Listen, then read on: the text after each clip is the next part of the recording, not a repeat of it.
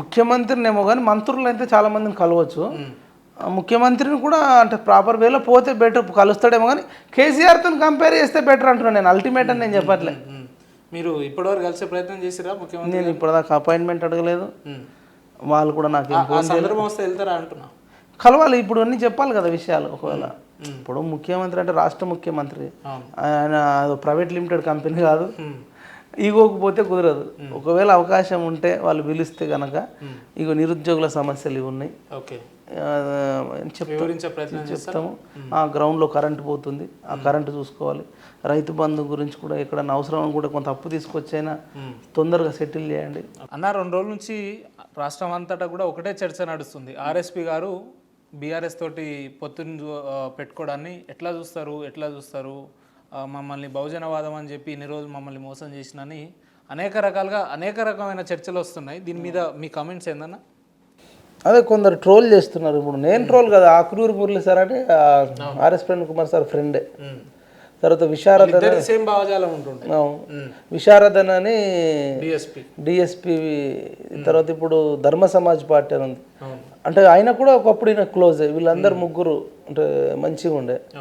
ఇప్పుడు వాళ్ళిద్దరే విమర్శిస్తారు అంటే మరి ఆర్ఎస్ ప్రేమ్ కుమార్ సార్ గురించి బాధ అనిపిస్తుంది పాపం. ఆర్ఎస్ ప్రేమ్ కుమార్ సార్ నువ్వు చూస్తుంటే దగ్గర వాళ్ళే విమర్శిస్తారు. ఆయన చేసింది ఏం తప్పు ఉంది పాపం. అనుకున్నారా ఇటువంటి రోజు వస్తుంది, బీఆర్ఎస్ తోటి బీఎస్పీ పొత్తు ఉండబోతుందని అసలు కల్లో కూడా ఊహించిరా మీరు? అసలు ఇది అనుకోని సంఘటన అని చాలామంది మాట్లాడుతున్నారు. అదే ఇప్పుడు చాలామంది ఏమంటారు అంటే ఇప్పుడు సడన్గా జరిగిందానికి ఆశ్చర్యం వేస్తున్నట్టుంది. అంటే నేనైతే అంటే ముందే అసలు ఇప్పుడు ఇదంటే ఏమంటారు, అది ఇప్పుడు ఓపెన్గా మాట్లాడుకుంటారు, నవ్వుకుంటారు. కానీ నాకు తెలిసి వాళ్ళు ముందే అంటే ప్రీ ప్లాన్డ్గా అంటే 2 years బ్యాకే కొంత దళితులలో కేసీఆర్కు వ్యతిరేకత వచ్చింది. తర్వాత 2-3 ఎకరాల భూమి ఇవ్వలే, డబుల్ బెడ్రూమ్ ఇవ్వలే, దళితుల మీద దాడులు, అసలు పేదరికం దళితులలో ఇంకా విపరీతంగా పెరిగిపోయింది 10 ఏళ్లలో. వాళ్ళకి భూములు ఉండవు, ఏముండవు. రైతు బంధు తీసుకొచ్చి పెట్టినావు, వాళ్ళకి భూమే లేదు. దళితులకు 1-2 ఎకరాలు ఉంటే ఎక్కువ అయిపోయాయి. సగం మందికి భూమి లేదు, ఇంకో సగం మందికి 1-2 ఎకరాలు ఉంటుంది. 5-10 వేలు వస్తే అది పెద్ద అయ్యేది లేదు. అదంతా భూస్వాములు, వెలమలు, కమ్మలు, డబ్బున్న రేట్లకు వీళ్ళకే పోయింది. ఇక వీళ్ళు ఏడుస్తున్నారు అని చెప్పేసి బాధపడుతున్నారు అని తెలిసి దళిత బంధుని పెట్టిండు. దళిత బంధు ఎట్లా పెట్టిండు అయ్యా అంటే 100 కుటుంబాలు ఉంటే ఒక్క కుటుంబానికి ఇచ్చి ఇంకా 99 కుటుంబాలను గోస పెట్టిండు.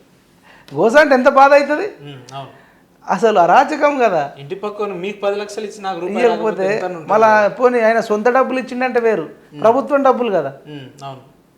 అట్లా విపరీతమైన వ్యతిరేకత అంటే ఉంది. కాబట్టి వీళ్ళంతా డిస్కస్ చేసుకొని చర్చించుకొని ఎలక్షన్ ముందు ఇక నువ్వు నన్ను తిట్టు, బాగా తిట్టు, అంత నీ వైపు దళితుల ఓట్లు నీ వైపు రావాలి, నిరుద్యోగుల ఓట్లు నీ వైపు రావాలి. దానివల్ల అటు కాంగ్రెస్కు కానీ బీజేపీకి కానీ ఇంకా మైనస్ అవ్వాలనేది వాళ్ళు కూర్చుండి ఇట్లా మనం కూర్చున్నట్టు అంత చర్చ చేసుకుంటారు. ఈరోజు అందరూ ఏదో షాక్లో ఉన్నారు. నేను అందుకనే నేను బీఎస్పీ పార్టీలో నాలాంటి కూడా జాయిన్ కాలే. ఎందుకు జాయిన్ కావాలంటే చెప్పే మాటలు చేసే పనులు ఎట్లా ఉన్నాయనేది మోస్ట్ ఇంపార్టెంట్ కదా. అట్లా ఈయన మొదటి నుంచి క్లియర్గా, ఎందుకంటే కేసీఆర్ ఇప్పుడు ఈయన వచ్చి 2 ఏళ్ళు అవుతుంది బయటకు, కానీ కేసీఆర్ గవర్నమెంట్లో 8 ఏళ్ళు పనిచేసిండు. 8 ఏళ్లలో ఎప్పుడు కూడా నిరసన వ్యక్తం చేయలే ప్రవీణ్ సార్ ఎక్కడ కూడా నిరసన వ్యక్తం చేయాలి. అయ్యో నా దళితులకు ఇట్లయింది, నేరెళ్ళ బాధితులు వాళ్ళ గురించి మాట్లాడిన సందర్భాలు లేవు, ఎక్కడ కూడా మాట్లాడలే. ఇంకా మాట్లాడకపోగా కేసీఆర్ గారు కూడా అభినవ్ అంబేద్కర్ అని కూడా ఓ సభలో పొగిడిన సందర్భం ఉంది. సూపరు డూపరు అని కూడా ఉంది. అంటే ఇది మొత్తం మ్యాచ్ ఫిక్సింగ్ అనే క్లియర్గా జరిగింది అని అనిపిస్తుంది. వీళ్ళు ఎందుకు పాపం ఇప్పుడు తిడుతున్నారు. నన్ను ముందే నాకంతా అంటే పొత్తు పెట్టుకుంటాడని నేను అంచనా వేయలేదు. ఇంతే ఇక జరుగుతుంది. ఎందుకంటే సీరియస్నెస్ లేదనిపించింది. ఎందుకంటే నిజంగా ఎస్సీ ఎస్టీ బీసీ మైనారిటీలకు అన్యాయం జరుగుతుంది నేను ఉంటా అన్నప్పుడు నా మీద దుండిగల్లో కేసు అయింది. వీళ్ళు బీఆర్ఎస్లో పెట్టిర్రు. కనీసం మనకు సపోర్ట్గా కూడా ఒక ట్వీట్ చేసింది లేదు, లేదంటే ఫోన్ చేసింది లేదు, మాట్లాడింది లేదు. అంటే మరి నేను బహుజనుని కాదా? ఎటువంటి సంఘీభావం రాలే. నేను బీసీని కాదా?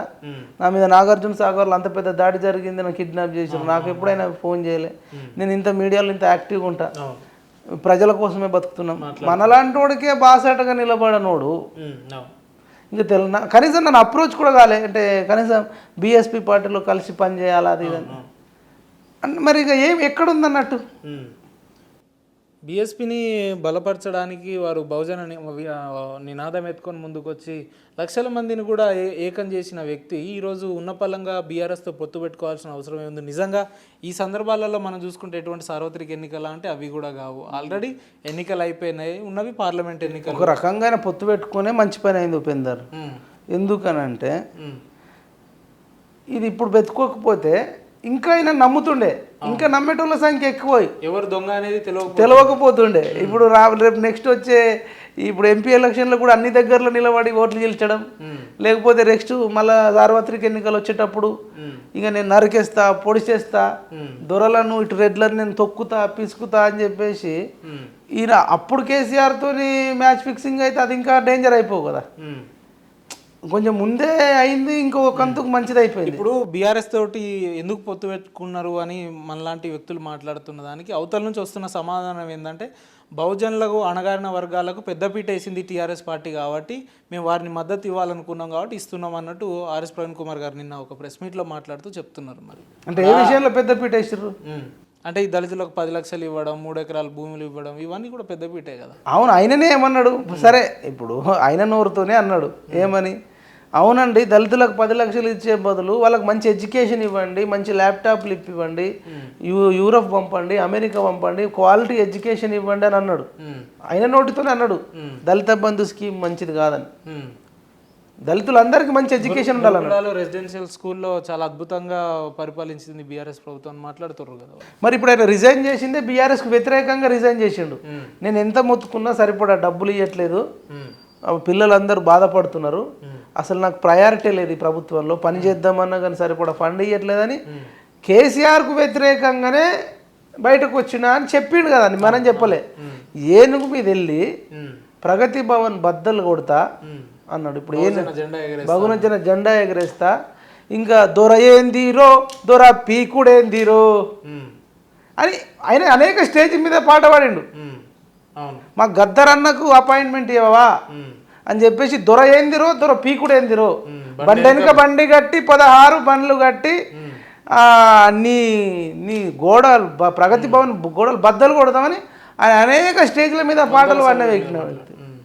ఇప్పుడు మరి ఏనుగెక్కి 16 బండ్లు కట్టి నువ్వు నందినగర్లో ఏ దొర అయితే దళితులను అణిచేసిండో, ఏ దొర అయితే బీసీలను, ఏ దొర అయితే గిరిజనులను అరించి వేసిండో ఆయన దగ్గరికి పోయి ఏందా నవ్వుడు, ఏంది అది, ఆ నవ్వు వెనుక అర్థం ఏమై ఉంటుంది? అదే కదా అని ఏంది అది. నువ్వు కాదు, నేను అనేది ఏంటంటే ఒక పద్ధతి పాడుంటుంది సరే, అట్లీస్ట్ గెలిచిన తర్వాత పొత్తు పెట్టుకున్నారు ఒక అంటే అది ఒక మీనింగ్ ఉంటుంది. అసలు ముందు ఎలక్షన్ ముందు పొత్తు పెట్టుకోవడం ఏంది, అసలు గెలిచిన తర్వాత కూడా పెట్టుకోవద్దు. అట్లాంటి నీచుడు గురించి కేసీఆర్ అత్యంత నీచుడని, ఆయన కుటుంబమే 1,00,000 కోట్లు దోసుకున్నదని, ఆయన కుటుంబం దళితుల 1,00,000 ఎకరాలు ధరణి తీసుకొచ్చి మింగిందని, రైతు బంధు తీసుకొచ్చేసి దాంట్లో కౌలుదారు అంటే మన పట్టాదారు సంబంధించిన కాలం తీసేసిందని, ఎవరైతే పారిపోయిన దొరలు హైదరాబాద్కు, అమెరికాకు, బెంగళూరుకు పారిపోయిన దొరలు మళ్ళీ వాళ్ళ భూముల మీద ఆక్యుపై చేసుకున్నారని ఇన్ని చెప్పింది నువ్వే. మరి అట్లాంటి దుర్మార్గుడితో ఫ్రెండ్షిప్ చేస్తా అంటున్నావు అంటే అదన్నా తప్పు కావాలి. గతంలో నేను ఆర్ఎస్ ప్రవీణ్ కుమార్ గారిని ఇంటర్వ్యూ చేసినప్పుడు ఆయన ఒక మాట ఏమన్నారంటే అసలు బీసీల గురించి కావచ్చు, ఎస్సీ ఎస్టీ బహుజనుల గురించి పోరాడే పార్టీ ఏకైక party BSP party. R Krishnaiah కావచ్చు, మందకృష్ణ మాదిక్ కావచ్చు, ఈ డిఎస్పీ విశారాధన్ కావచ్చు, వీళ్ళెవ్వరు కూడా వాళ్ళ కులాల కోసం, వాళ్ళ మతాల కోసం, అణగారిన వర్గాల కోసం ఎవరు పోరాడతలేరు, కేవలం ఆర్ఎస్ ప్రవీణ్ కుమార్ ఒక్కరే పోరాడుతున్నారు అని చెప్పి వాళ్ళు మాట్లాడిన సందర్భాలు. అదే కదా, మరి అదే అంటున్నాం కదా భూపేందర్, అది నువ్వే చెప్పినావు. ఇది అదేదో నువ్వు జాబ్ బంద్ చేసి డైరెక్ట్ బీఆర్ఎస్లో జాయిన్ అయినా ఎవడి ఇంత అనకపో. మాటలేమో కోటలు దాటినాయి, చేతలేమో గడప దాటలే. నువ్వు చెప్పేది నువ్వు చేయాలి కదా, చెప్పింది ఒకటి చేసేది ఒకటి. నేను అంటున్నా కేసీఆర్ అనేటోడు ఎస్సీయా? మీరు చెప్పండి, కేసీఆర్ ఎస్సీయా, ఎస్టీయా, బీసీయా, మైనారిటీయా, ముస్లిమా, క్రిస్టియనా, సిక్కువా, బౌద్ధుడా? మరి అట్లాంటి వాడితో నువ్వు SC ST BC minority party, Bahujan party అన్నోడివి. ఆయన ఎస్సీ కానప్పుడు, ఎస్టీ కానప్పుడు, బీసీ కానప్పుడు నువ్వంతా ఎట్లా పొత్తు పెట్టుకుంటున్నావు అంటున్నాం. కులపరంగా కాదు. సరే ఇప్పుడు అట్లీస్ట్ మంచోడగా అవునా కదా, మేం కాదు, నువ్వు అందరికంటే ఎక్కువ ఊదర కొడుతుంది. అసలు గ్రూప్ 1 పేపర్ అమ్ముకుందే కేటీఆర్ అన్నావు.